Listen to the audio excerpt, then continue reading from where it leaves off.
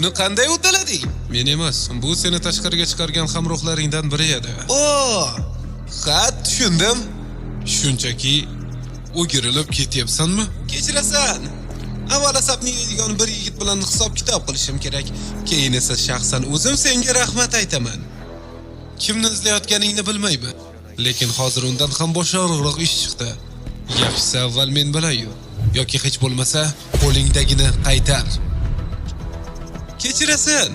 Men buni senga bera olmayman. Rostini aytsam, bu ishga aralashishim yo'q edi. Nima? Juda tez. Nima bu? Hozirgina nima bo'ldi? Uddaladim shekilli. Undan chakra sezilmayapti. Bu yigitning qobiliyati. Osmoniy jodu bilan kuchaytirilgan jismoniy iste'dodmi? Unga tegish oson emas, lekin yaxshiyamki hujum unchalik kuchli bo'lmadi. Qisqarish, kengayish, teskari oqim. Fakat Umuman yaxshi emas.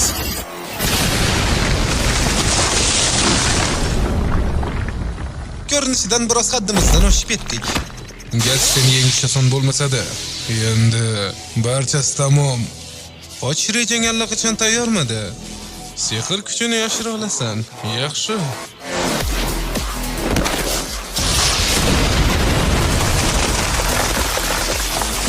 Yetarlicha tez ekan. Tezlikda asta yaqinlashish uchun ozgina qoldi. Raykerining tezligi ham birinchi darbadan ko'ra zaifroq bo'ldi. Demak, bu menimcha fazo va vaqt turdagi jutsu. Bu yigit sehrgar emas, lekin juda ham xavfli. Balki hatto sukunadan ham kuchliroqdir. Taslim bo'l. Qochishga urinma, baribir mening ko'zlarimdan qochib qutula olmaysan. Rostdanmi? Lekin afsuski, mening old ko'zlarim ham mana shunday. Bu agar u urib tushsa juda ham yomon bo'ladi. Unday bo'lsa, Kamuri!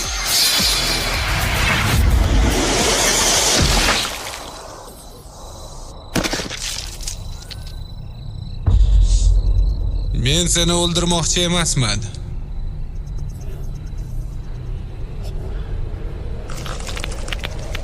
Hali shundaymi? Bu nima?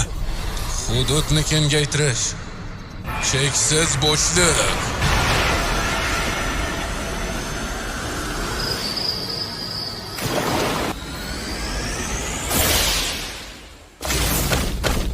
Bu genjutsumi?